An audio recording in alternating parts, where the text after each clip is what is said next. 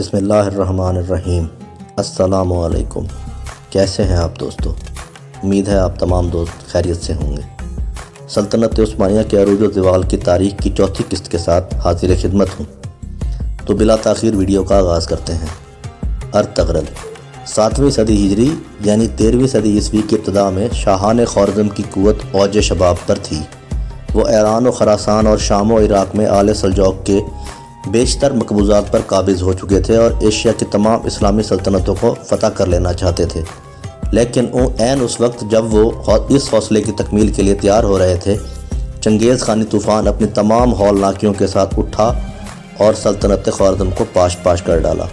اس سلطنت کی تباہی کے بعد ترک قبائل جنوب کی طرف بھاگے، ان میں بعض ایران اور شام میں پہنچے اور وہاں 7ویں اور 8ویں صدی ہجری میں بہت کچھ اقتدار حاصل کیا اور ترکمانی مشہور ہوئے، اور بعض جنوب کی طرف بڑھے اور مصر کے سلاطین مملوک سے مارکا آرا ہوئے، جو خود ترکی النسل تھے، لیکن مصر میں انہیں شکست ہوئی اور وہاں سے واپس ہو کر وہ ایشیائی کوچک میں سلجوقیوں سے آ ملے۔ انہی ترکی قبائل میں جو چنگیز کے حملے کے بعد اپنا وطن چھوڑ کر مارے پھر رہے تھے، ارطغرل کا قبیلہ بھی تھا۔ یہ قبیلہ ترکان اوغوز کے قبیلے کا ایک جزو تھا، جو ارطغرل کے باب سلیمان شاہ کی سرکردگی میں اپنے وطن خراسان کو چھوڑ کر مختلف ملکوں میں گھومتا ہوا شام کی طرف جا رہا تھا کہ اثناء راہ میں دریائے فرات کو عبور کرتے ہوئے سلیمان شاہ ڈوب کر ہلاک ہو گیا۔ قبیلہ کا بیشتر حصہ اس وقت منتشر ہو گیا، لیکن جو لوگ رہ گئے وہ ارطغرل اور اس کے بھائی دندار کے ساتھ ایشیائی کوچک کی طرف روانہ ہوئے اور سلطان علاء الدین سلجوقی کی سلطنت میں داخل ہو گئے۔ پہلا معرکہ۔ یہ جماعت جو صرف 400 گھرانوں پر مشتمل تھی، سلطان علاء الدین کے زیر سایہ پناہ لینے کے لیے پایر تخت کونیا کی طرف جا رہی تھی کہ راستے میں انگورا کے قریب ارطغرل کو 2 فوجیں مصروف جنگ نظر آئیں۔ وہ کسی فریق سے واقف نہ تھا، لیکن یہ دیکھ کر کہ ان میں سے ایک تعداد کے لحاظ سے کمزور اور دوسری قوی ہے، اپنے سواروں کے مختصر دستہ کے ساتھ، جن کی مجموعی تعداد 444 تھی، کمزور فریق کی حمایت کے لیے بڑھا اور اس جانبازی سے حملہ آور ہوا کہ دشمن کو میدان چھوڑ کر بھاگنا پڑا۔ فتح حاصل کرنے کے بعد اسے معلوم ہوا کہ جس فریق کی اس نے یوں بر وقت مدد کی تھی وہ سلطان علاء الدین سلجوقی کی فوج تھی، جسے تاتاریوں کی ایک بڑی فوج نے گھیر رکھا تھا۔ سنگ بنیاد۔ ارطغرل کے اس کارنامہ کے صلہ میں سلطان علاء الدین نے اسے سغوت کا زرخیز علاقہ جو دریائے سکاریا کی بائیں جانب بازنطینی سرحد کے قریب واقع تھا جاگیر میں عطا کیا اور سغوت کا شہر بھی اسے دے دیا۔ اس علاقے میں ارطغرل اور اس کے ساتھیوں نے جو خراسان اور آرمینیا سے آئے تھے بود و باش اختیار کی۔ علاء الدین نے ارطغرل کو اس جاگیر کا سپہ دار بھی مقرر کیا۔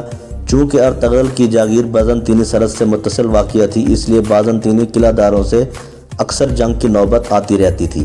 ارطغرل نے تھوڑے ہی دنوں میں اپنی شجاعت کا سکہ بٹھا دیا اور اس کی فتوحات کا یہ اثر ہوا کہ بہت سے ترک قبائل ایشیائی کوچک میں پہلے سے آباد تھے، اس کے ساتھ شامل ہوتے گئے اور اس کی لڑائیوں میں شریک ہونے لگے۔ اس طرح اس کی قوت روز بروز بڑھتی گئی اور اس کا اقتدار گرد و پیش کے علاقوں میں قائم ہونے لگا۔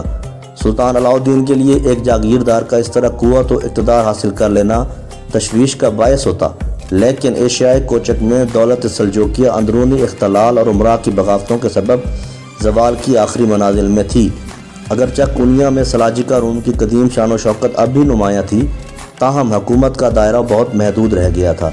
ایک طرف تاتاریوں نے جنوبی اور مشرقی علاقوں پر قبضہ کر لیا تھا، تو دوسری طرف عیسائیوں نے شمال اور مشرقی کے قدیم بازنطینی صوبوں کے اکثر حصے واپس لے لیے تھے۔ اوسطی اور جنوبی حصے میں متعدد سلجوقی سرداروں نے خود مختار حکومتیں قائم کر لی تھیں۔ سرحدی علاقوں میں جنگ کا سلسلہ عموماً جاری رہتا تھا اور تاتاری حملوں کا خطرہ بھی دور نہیں ہوتا تھا۔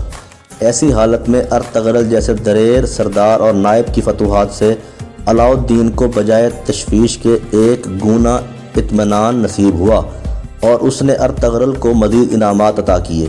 چنانچہ جب نبی شہر اور بروسا کے درمیان ایک جنگ میں ارطغرل نے علاء الدین کے نائب کی حیثیت سے تاتاریوں اور بازنطینیوں کی ایک متحدہ فوج کو شکست دی، تو سلطان نے اس کے صلے میں اس کے شہر کو بھی اس کی جاگیر میں دے دیا اور پوری جاگیر کا نام سلطانونی یعنی صدر سلطانی رکھا۔ نیز ارطغرل کو اپنے مقدمت الجیش کا سپہ سالار مقرر کیا۔ اس وسیع علاقے میں باکثرت چراگاہوں اور ذخیرہ زمینوں کے علاوہ متعدد قلعے بھی تھے، مثلاً کراجہ حصار، بلے جیک، امینی وغیرہ، لیکن سلطانونی کے اکثر حصوں پر خود سر امیروں کا قبضہ تھا اور اس جاگیر پر اپنا تسلط قائم کرنے کے لیے ارطغرل اور اس کے بعد عثمان کو مدتوں جنگ کرنی پڑی۔ ہلال سلطان علاء الدین کے علم کا نشان تھا۔ ارطغرل نے بھی اس کے نائب کی حیثیت سے اسی نشان کو اختیار کیا، جو آج تک ترکوں کی عظمت کا قومی نشان ہے۔ 687 ہجری میں ارطغرل نے 90 سال کی عمر میں انتقال کیا اور سغوت کے قریب دفن ہوا۔